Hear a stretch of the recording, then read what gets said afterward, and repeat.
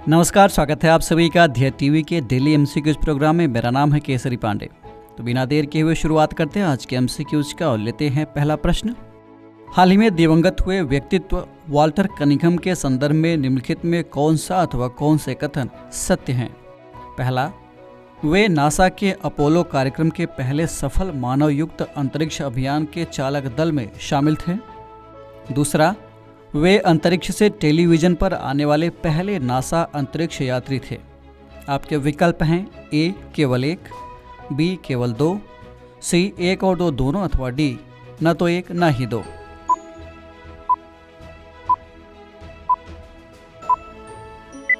इस प्रश्न का सही उत्तर है विकल्प सी, यानी दोनों स्टेटमेंट सही हैं।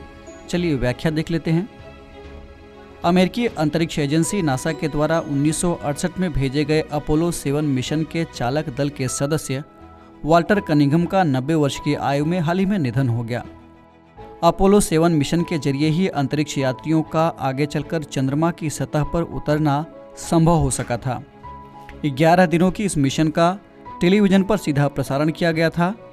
कनिंघम स्काईलैब कार्यक्रम के निदेशक भी रहे, जिसने अमेरिका का पहला अंतरिक्ष स्टेशन विकसित किया था।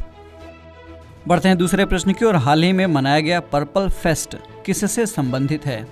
आपके विकल्प हैं ए एसिड विक्टिम्स, बी ट्रांसजेंडर, सी महिलाओं से, अथवा ऑप्शन डी दिव्यांगजन से।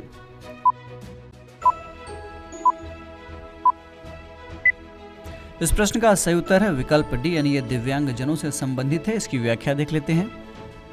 देश में पहले समावेशी उत्सव पर्पल फेस्ट सेलिब्रेटिंग डाइवर्सिटी का आयोजन गोवा में किया गया। ये महोत्सव दिव्यांगों को समाज की मुख्य धारा से जोड़ने की कोशिश करेगा। हाल के दिनों में बैगनी रंग को विकलांगता से जोड़ा गया है और विकलांग लोगों के व्यापक समुदाय के योगदान को ये दर्शाता है। बढ़ते हैं तीसरे प्रश्न की ओर। प्रवासी भारतीय सम्मान 2023 के संदर्भ में निम्नलिखित में कौन सा अथवा कौन से कथन सत्य हैं? पहला, इस बार 30 प्रवासी भारतीयों को प्रवासी भारतीय सम्मान पुरस्कार प्रदान किया गया। दूसरा, प्रवासी भारतीय सम्मान भारत सरकार की ओर से प्रवासी भारतीयों को दिया जाने वाला सर्वोच्च सम्मान है। तीसरा, इसमें पुरस्कार चयन समिति के अध्यक्ष राष्ट्रपति और उपाध्यक्ष विदेश मंत्री होते हैं। आपके विकल्प हैं ए केवल एक और दो, बी केवल तीन, सी केवल दो, अथवा ऑप्शन डी सभी सत्य हैं, यानी एक, दो और तीन।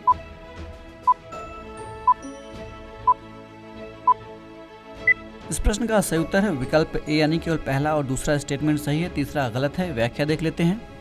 देश के सबसे स्वच्छ शहर इंदौर में हो रहे 3 दिवसीय भारतीय प्रवासी सम्मेलन में 30 प्रवासी भारतीयों को प्रवासी भारतीय सम्मान पुरस्कार प्रदान किया गया।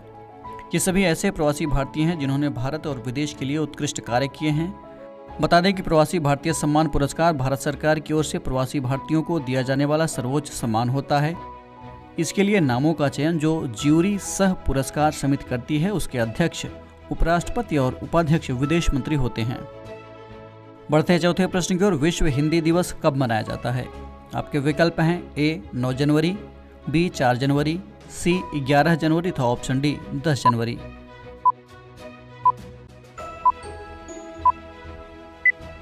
इस प्रश्न का सही उत्तर है विकल्प डी, यानी ये 10 जनवरी को मनाया जाता है। व्याख्या देख लेते हैं।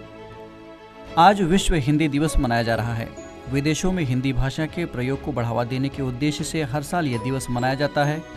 2006 में आज ही के दिन दुनिया भर में हिंदी भाषा को बढ़ावा देने के लिए नागपुर में पहली बार विश्व हिंदी सम्मेलन आयोजित किया गया था। तब से यह दिन विश्व हिंदी दिवस के रूप में मनाया जाता है। इस वर्ष की विश्व हिंदी दिवस की थीम है Hindi traditional knowledge to artificial intelligence. बढ़ते हैं आज के इस कार्यक्रम के अंतिम प्रश्न की ओर, यानी 5वें प्रश्न की ओर। निम्नलिखित में से 26वां राष्ट्रीय युवा महोत्सव कहां आयोजित किया जाएगा? आपके विकल्प हैं ए पंजाब, बी कर्नाटक, सी मेघालय, अथवा ऑप्शन डी नागालैंड।